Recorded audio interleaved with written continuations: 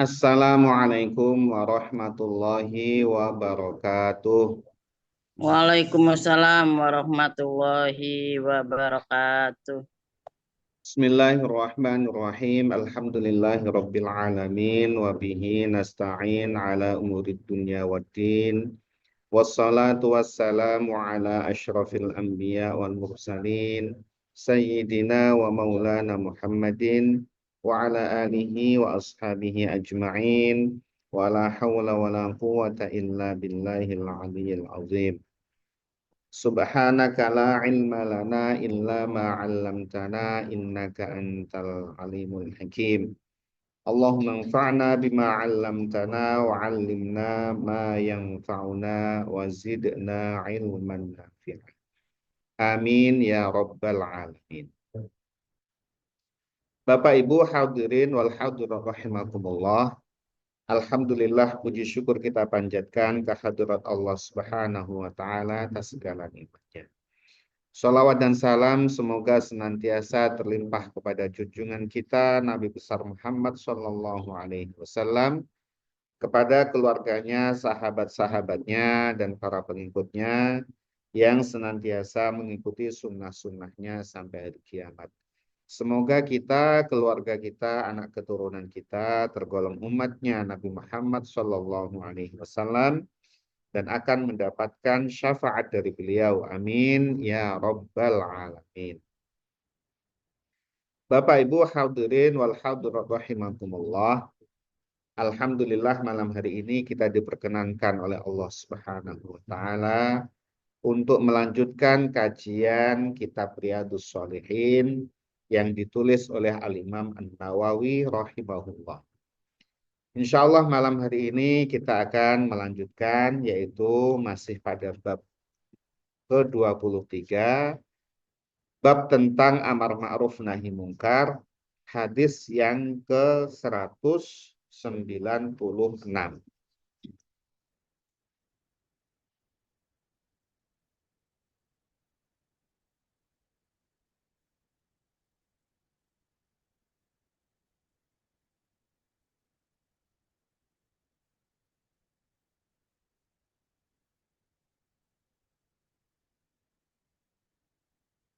Bismillahirrahmanirrahim. Qala al-muallif rahimahullahu ta'ala wa nafa'ana bihi wa bi'ulumihi fid dharaini amin.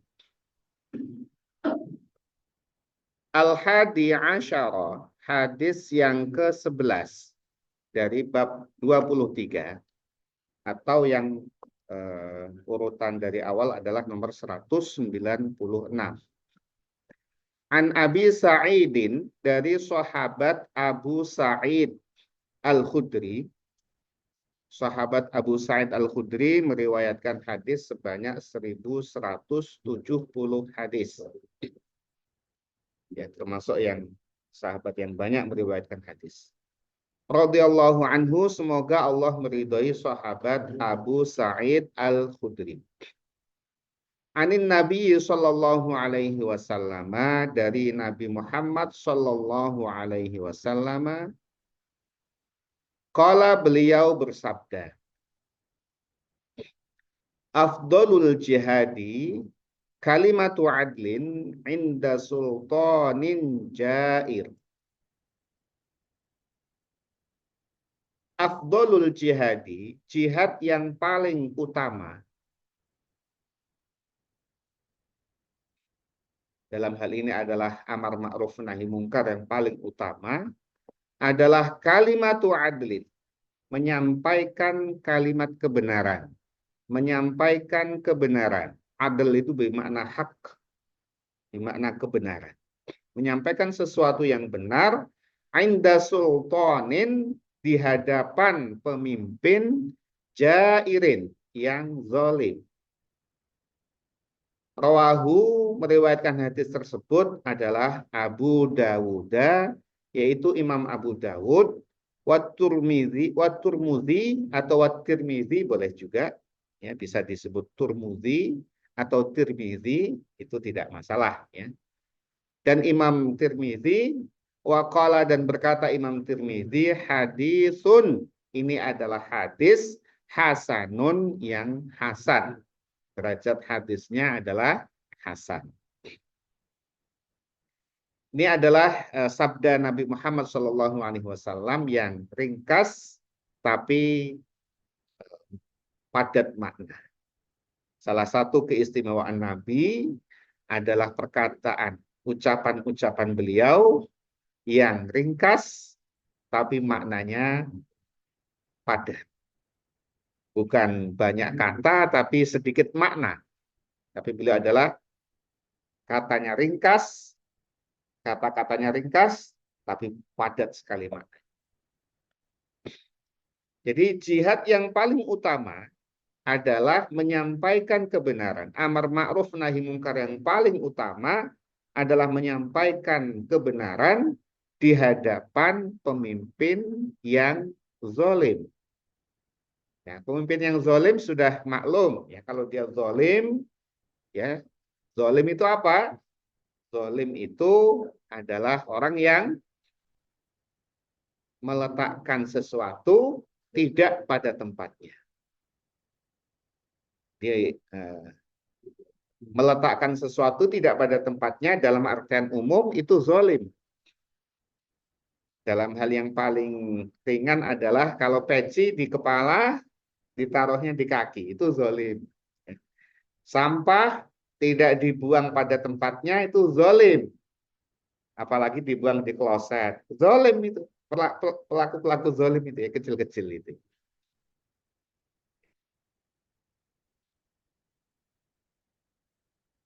Nah, pemimpin yang zalim tadi pemimpin yang tidak menggunakan apa itu wewenangnya untuk sesuai pada tugasnya. Tugasnya adalah mensejahterakan rakyat, tapi malah menyengsarakan rakyat. Menghambur-hamburkan keuangan negara misalnya. Atau kemudian ya rakyat yang tidak bersalah kemudian dihukum dan seterusnya. Ya, persekusi dan seterusnya. Zalim. Lebih mementingkan syahwatnya. Ya, itu dulu banyak terjadi pemimpin yang zalim ya, yang memuaskan nafsunya itu. Nah, ketika itu diungkapkan di depan pemimpin zalim, maka itu penuh resiko. Penuh resiko. Kalau pemimpinnya bukan zalim, pemimpin yang baik, pemimpin yang menyayangi rakyatnya, itu malah apa namanya? Malah baik sekali gitu ya. Jadi pemimpin yang menyayangi rakyatnya justru malah terbuka kepada rakyatnya. Itu tidak termasuk afdolul jihad kalau kita berhadapan dengan pemimpin yang menyayangi rakyatnya. Justru pemimpin tersebut malah bergaul dengan rakyatnya, makan dan minum bersama rakyatnya, ya, ikut kegiatan bersama rakyatnya. Kalau pemimpin zalim, wah ini bahaya ini. Ya. Nah, kalau itu diucapkan di depan pemimpin zalim, itu penuh resiko. Siapa yang berani menyampaikan kebenaran di depan pemimpin yang zalim, maka tentunya dia sudah punya keimanan yang sangat baik sekali. Keimanan yang kuat, keyakinan yang kuat, dan kesiapan dia menanggung resiko.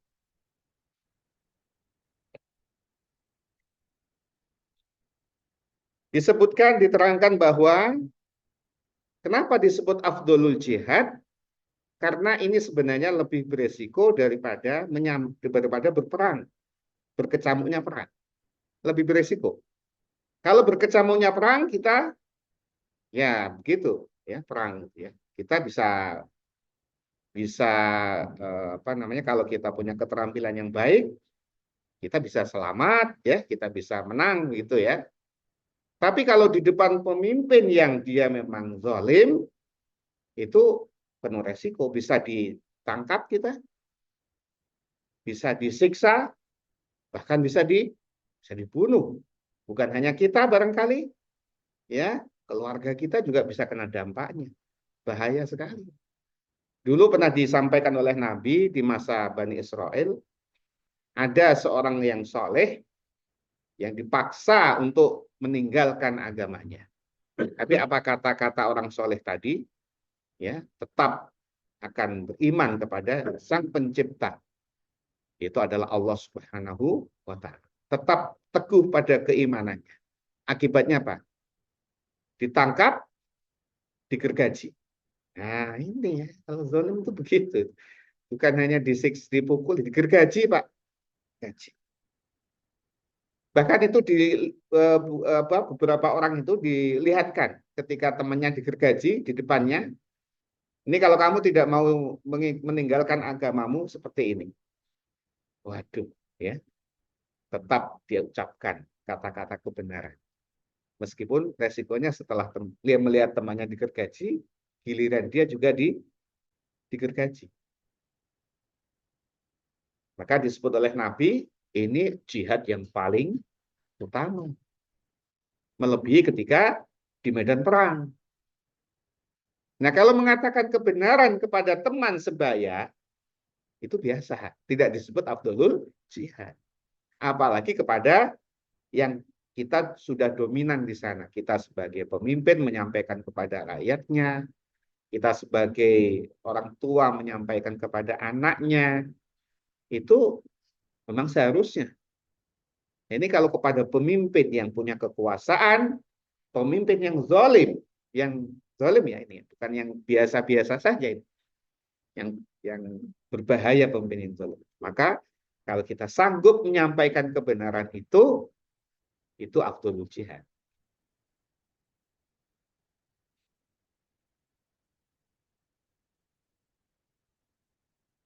Ini terjadi pada Sayyidina Umar radhiyallahu. Sayyidina Umar itu pemimpin yang tidak zalim, ya. Maka beliau sangat terbuka kepada rakyatnya. Sehingga satu ketika Sayyidina Umar bin Khattab ya membagi-bagikan kain kepada rakyatnya, kain dengan ukuran yang sama kepada rakyatnya dapat potongan-potongan yang sama. Maka setelah itu Sayyidina Umar bin Khattab ternyata juga memakai pakaian dari kain itu.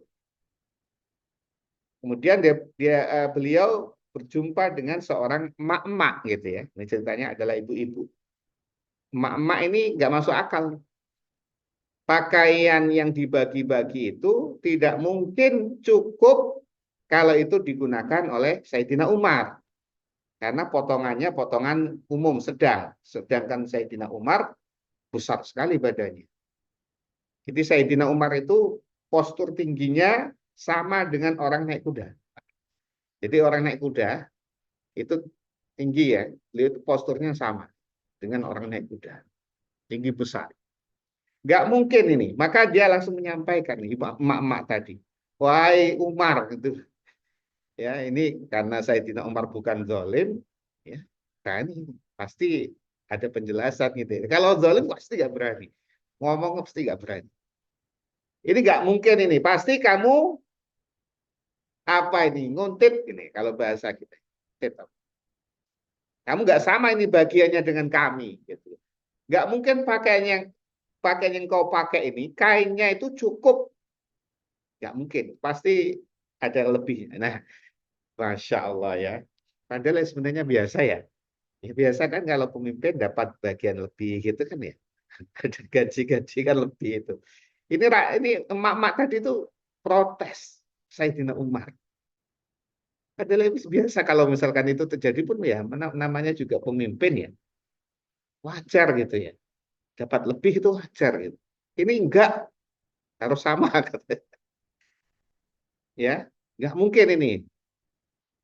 Maka Sayyidina Umar minta kepada anaknya Abdullah bin Umar untuk menjelaskan. Jelaskan wahai Abdullah. Tidak langsung kamu ya, ditangkap. Maka Sayyidina Abdullah bin Umar menyampaikan, betul mak-mak ya, betul ibu-ibu, betul ibu. Kain ini adalah kain sama, pembagiannya sama. Tetapi bagian saya berikan kepada ayah saya. Karena kalau satu potong itu untuk ayah saya nggak cukup. Nanti ayah saya nggak pakai pakaian. Saya merelakan bagian saya untuk ayah saya. Jadi double. Bagiannya Sayyidina Umar dan bagiannya putranya disatukan jadi pakaian. Oh kalau gitu ya cukup. Terima kasih. Gitu penjelasannya. Masya Allah ya. Ini kalau berhadapan dengan pemimpin yang adil. Ya itu berani. Ya, menyayangi rakyatnya itu biasa. Tapi ini pemimpin yang zalim, itu resikonya besar sekali. Nah, kalau itu bisa menyampaikan, ya, maka dia sudah imannya sudah bagus, siap, keyakinannya juga mantap, dan siap menanggung resiko. Ini jihad. Lebih dari jihad ketika berada di medan peperangan. Ini maka disebut afdolul jihad. Asani asyara. Ya. Hadis yang ke-12 atau 197. An Abi Abdillah, dari sahabat Abu Abdillah. Tariq, namanya adalah Tariq bin Syihab, putranya Syihab, Al-Bajali, Al-Ahmasi. Jadi dari golongan Al-Bajali, sukunya Al-Ahmasi. Beliau meriwayatkan tidak banyak, sekitar 6 hadis saja. 6 hadis. Taunya dari mana ini ya enggak? Ya, tentu ada keterangannya. Radhiyallahu anhu, semoga Allah meridhai sahabat Abu Abdillah, namanya Tariq bin Syihab. Anna rajulan, sesungguhnya satu laki-laki, disebut ada sahabat. Biasa dalam hadis itu nama di apa namanya dianonimkan. Anna rajulan, sesungguhnya salah seorang laki-laki, ya sahabat. Sa'alan Nabiya, bertanya kepada Nabi Muhammad sallallahu alaihi wasallam. Wa qad wada'a, dan pada waktu itu Rasulullah sudah meletakkan rijlahu, kaki beliau, fil gharzi, pada pelana tunggangan beliau. Itu pelana ya unta. Jadi kalau di unta itu ada tempat untuk naik itu ya. Jadi nggak langsung dia punggung unta, tapi ada pelananya, ada tempat untuk kakinya. Beliau sudah di atas punggung unta beliau, atau riwayat yang lain adalah kuda, itu sudah siap di atas. Maksudnya ungkapan kalimat ini adalah beliau sudah di atas tunggangan beliau. Ada yang bertanya kepada beliau, Ayyul jihadi afdolu, jihad mana yang paling utama? Kata laki-laki tadi pertanyaannya, qala, bersabda Rasulullah Shallallahu Alaihi Wasallam, ya, kalimatu haqqin. Jihad yang paling utama adalah menyampaikan kalimat kebenaran, yaitu amar ma'ruf nahi munkar, tentunya inda sultanin, di hadapan penguasa, jairin, yang zalim. Penguasa yang zalim ya. Kalau penguasa yang tidak zalim, tidak apa-apa gitu ya. Di penguasa yang zalim. Jadi tadi sudah disampaikan, ini hadis yang sama maknanya dengan yang sebelumnya, ya. Ini harus ada keimanan yang kuat, keyakinan yang kuat, dan kesiapan menanggung resiko sampai itu tadi ya disiksa, bahkan dibunuh. Siap nggak gitu? Kalau nggak siap, diam saja. Ya. Kebanyakan ini nggak siap. Kebanyakan diam. Karena takut menanggung resiko. Bahkan sebagai saksi kadang-kadang nggak mau ya. Dia melihat ada yang dizolimi, dia melihat tapi enggan sekedar untuk bersaksi. Ya enggan direpotin, apalagi nanti kalau dia ya, tapi kalau dia berani, itu afdolul jihad. Menyampaikan kebenaran. Betul, ini adalah yang pelaku zalim misalkan. Meskipun resikonya dia kena hukuman. Rawahun Nasai, meriwayatkan hadis tersebut adalah Imam Nasai, bi isnadin sahihin, dengan sanad yang sahih. Nah, ini penjelasannya Imam Nawawi tadi, al-ghurzu ya, bi ghain mu'jamah maftuhah, al-ghurzu ya. Summa ra'in sakinah. Kemudian ra yang disukun ghorzun, summa zai wa huwa rikabu kaulil jamal. Itu adalah tempat ya, disebut sebagai pelana unta. Idza kana min jildin aw khashabin. Ya, pelana itu bisa terbuat dari kulit ataupun kayu ya, di atas punggung unta. Wakila la yuftasu bijildin wa khashabin, atau ya pada istilah lain juga tidak mesti terbuat dari kulit ataupun dari kayu. Ya, intinya pelana di atas tunggangan. Ini hadis yang berikutnya panjang, kemudian bisa cukup ya. Asalisa asyara, hadis yang ke-13 dari bab 23. Ani bin Mas'udin, dari sahabat Abdullah ibnu Mas'ud. Sahabat Abdullah ibnu Mas'ud ya, salah satu sahabat utama, sahabat yang bacaan Qur'annya mirip dengan Nabi. Itu sahabat Abdullah ibnu Mas'ud. Rasulullah sering meminta kepada Abdullah ibnu Mas'ud agar membacakan Al-Qur'an, merdu suaranya. Ya. Beliau merawatkan hadis sebanyak 848 hadis. Radhiyallahu anhu, semoga Allah meridai sahabat Abdullah ibnu Mas'ud. Qala, berkata sahabat Abdullah ibnu Mas'ud, qala Rasulullah sallallahu alaihi wasallam, bersabda Rasulullah sallallahu alaihi wasallam, inna awwalama dakhalan naqsu, sesungguhnya permulaan munculnya kekurangan ala Bani Israel. Kekurangan di sini maksudnya adalah kekurangan agama. Ala Bani Israel, pada Bani Israel. Jadi ya ketika ada nabi ya itu imannya kuat, agamanya bagus, tapi mulai kemudian lama-lama turun berkurang. Yaitu kekurangan agama. Maka kita berdoa kepada Allah itu agar kita tidak diuji agama kita. Wala taj'al musibatana fi dinina. Jangan kau jadikan musibah itu menimpa kepada agama kami. Kalau musibah kepada fisik ya, kepada harta, itu ya siapapun akan mengalami. Tapi kalau musibah agama, ini kita berdoa kepada Allah agar tidak ditimpakan itu. Kalau ada musibah agama, itu berarti apa? Kita makin jauh dari Allah Subhanahu wa taala, itu musibah. Ya, kalau kita nggak merasakan itu makin lama, makin jauh, itu musibah. Musibah berat sekali. Ya, salah satu contoh dulu ya, sahabat Nabi, awalnya sahabat nih, namanya Sa'labah.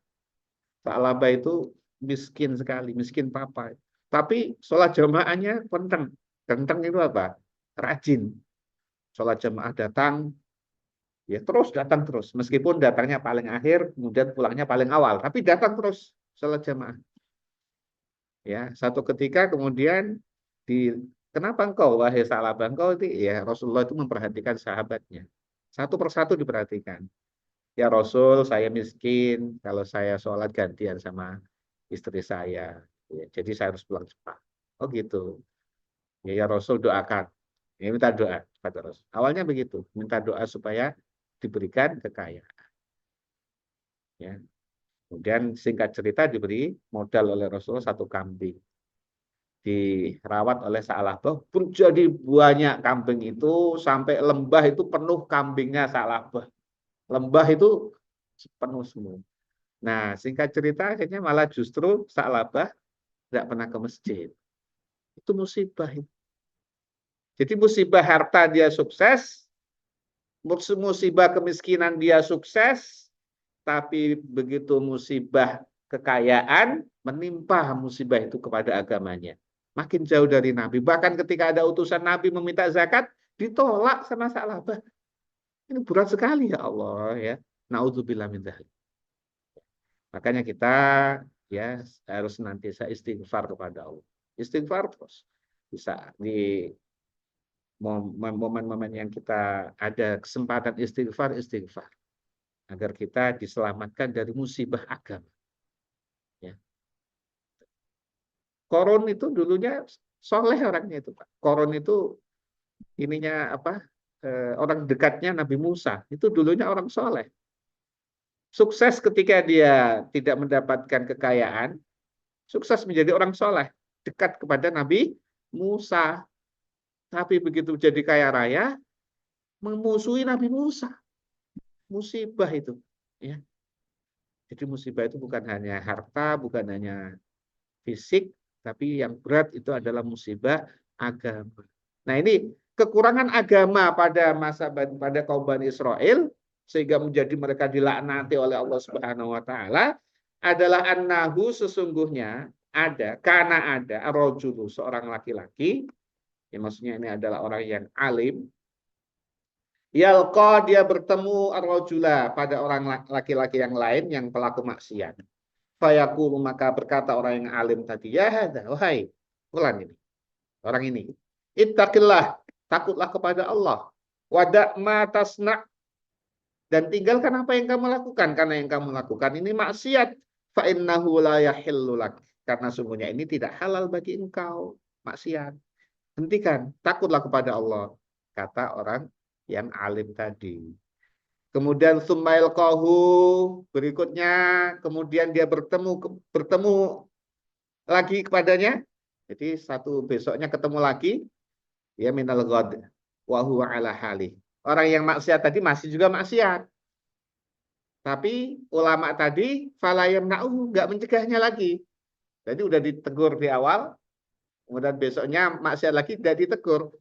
Bahkan ya falayam na'u dzalik ayyakuna akilahu, bahkan dia menjadi temannya, ikut menemani makan bersamanya. Wa syaribahu, ikut minum bersamanya. Wa qa'idahu, dan ikut duduk bersamanya. Bukan tidak lagi amar ma'ruf nahi mungkar, malah ikut membersamainya. Itu ulama tadi. Padahal dia tahu dia pelaku maksiat. Tapi sudah tidak dicegah lagi. Ini sudah mulai berkurang agamanya. Nah itu berkurang agama. Falamma fa'alu dzalika, maka ketika mereka melakukan hal itu, apa? Daraballahu quluba ba'dihim bi ba'dhin. Allah kunci mati hati mereka satu dengan yang lain. Sudah saling ini saja sudah. Akhirnya terus berlarut-larut seperti itu. Sumaqala, kemudian Rasulullah SAW membaca ayat ini maksudnya. A'udzubillahi minasyaitonirrajim. Yaitu surat Al-Maidah ayat 78 sampai 81. Ini dalam redaksinya memang dipotong, Pak. Ya, ini bisa dibaca di surat Al-Maidah ayat 78 sampai 81. Lu'inal ladzina kafaru min bani Israil ala lisani Dawud wa Isa bin Maryam. Dzalika bima asaw wa kanu ya'tadun. Kanu la yatanahawna 'an munkarin fa'aluh. Labi'sa ma kanu yaf'alun. Tara kathiran minhum yatawallawna alladhina kafaru. Labi'sa ma qaddamat lahum anfusuhum an sakhitallahu alaihim wa fil azabi hum khalidun. Ila qaulihi, sampai ke fasikun, itu 78 sampai 81. Ini jadi Nabi tadi menyampaikan cerita tentang Bani Israel dan membacakan ayat tadi. Lu'inal ladzina kafaru, orang-orang kafir dari Bani Israel telah dilaknat ala lisani Dawuda, melalui lisannya Nabi Dawud, wa Isa bin Maryam, dan Isa putranya Maryam. Jadi melalui Daud. Kenapa? Karena ada setelah Nabi Musa kitab Taurat, Nabi Daud ada kitab Zabur, Nabi Isa ada kitab Injil. Termaktub dalam kitab-kitab itu ya Allah melaknat mereka. Ya, yaitu laknat itu apa? Laknat itu menjauhkan dari rahmatnya Allah, itu laknat. Laknat itu apa? Jauh dari rahmatnya Allah. Sebab apa? Dzalika bima asaw, sebab mereka bermaksiat. Wa kanu ya'tadun, dan melampaui batas, mereka tuh melampaui batas. Kanu la yatanahawna 'an munkarin fa'aluh, mereka itu tidak saling mencegah pada kemungkaran yang mereka lakukan. Labi sama kanu yaf'alun, sungguh itu sangat buruk apa yang mereka lakukan. Itu Bani Israel. Taro katsiran minhum, kalian engkau saksikan banyak di antara mereka ya tawallawna alladzina kafaru, yang mereka saling berkasih sayang. Ya tawallawna itu saling mendukung ya orang kepada orang-orang kafir. Jadi pendukungnya orang-orang kafir. Ya. Labi sama qaddamat lahum anfusuhum, ya, sungguh buruk apa yang mereka lakukan. Sampai ayat fasikun, ya, kebanyakan mereka adalah orang-orang yang fasik. Ini ayat sudah disampaikan di awal bab ini. Semakola, kemudian Rasulullah bersabda, kala tidak, jangan demikian. Jangan seperti Bani Israel. Wallahi, demi Allah. Nabi sampai demikian ya. Mengingatkan kepada kaumnya agar tidak rusak sebagaimana Bani Israel. La ta'murunna, hendaklah kalian selalu ya, hendaklah sungguh-sungguh untuk beramar bil ma'rufi, dengan ma'ruf, yaitu menyuruh kepada al ma'ruf, wala tanhawunna, dan sungguh-sungguh kalian mencegah anil mungkari, dari kemungkaran. Kalau tidak seperti Bani Israil yang dilaknat. Dilaknat itu jauh dari rahmat Allah, bahkan mereka menjadi kera. Kalau Nabi Musa menjadi babi, laknatnya sampai nyata secara fisik. Wala ta'khudunna ala yadidz zalimi, dan hendaklah kalian sungguh-sungguh mencegah dari apa perbuatan orang-orang zalim. Wala ta'tirunnahu 'alal haqqi atrad, dan kalian hendaknya meluruskan, mengembalikan kepada kebenaran ya, supaya lurus. Itu pesan Nabi seperti itu sayang kepada umatnya, jangan seperti Bani Israil. Wala taksurunnahu 'alal haqqi qasran, dan kalian ringkas. Ya, ini kalau itu adalah batasi niatmu hanya untuk mengajak pada kebenaran. Supaya yang ada adalah hanya kebenaran. Au, kalau tidak demikian, maka jika tidak demikian, maka layak duribanallahu qulubakum. Atau kalian akan ditutup, ya Allah akan menutup biqulubi ba'dikum, hati-hati sebagian di antara kalian ala ba'din, pada sebagian. Kalian tidak ada rasa sayang kepada satu dengan yang lain. Kalian saling cuek seperti Bani Israel tadi. Nah, kemudian yang berat adalah summal yal'anankum. Kemudian Allah akan melaknat kalian.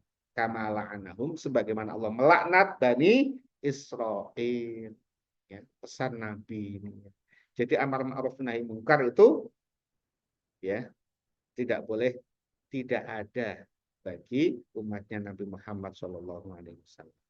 Rawahu Abu Dawud, meriwayatkan hadis tersebut adalah Imam Abu Dawud, wa Tirmidzi, dan Imam Tirmidzi, wa qala, dan berkata Imam Tirmidzi, hadisun hasanun, hadis ini adalah hasan. Masih berapa menit, Pak? Cukup ya. Baik. Bapak Ibu hadirin wal hadirat rahimakumullah, ya, demikian pembacaan hadis pada kitab Riyadhus Shalihin. Semoga Allah Subhanahu wa taala senantiasa memberikan keselamatan kepada kita, berikan kesehatan, berikan rezeki yang halal dan berkah, memberikan ilmu yang bermanfaat fid dini wad dunya wal akhirah. Amin ya rabbal alamin. Mari kita tutup kajian kita dengan membaca doa kafaratul majelis. Bismillahirrahmanirrahim. Bismillahirrahmanirrahim. Subhanakallahumma Allahumma bihamdika bihamdika asyhadu an la asyhadu an la ilaha ilaha illa illa anta anta astaghfiruka astaghfiruka wa wa atubu atubu ilaik. ilaik. Wal afu minkum. Wassalamualaikum warahmatullahi wabarakatuh. Waalaikumsalam Waalaikumsalam warahmatullahi warahmatullahi Terima kasih wabarakatuh. Bapak Ibu Terima semua. kasih Ustaz.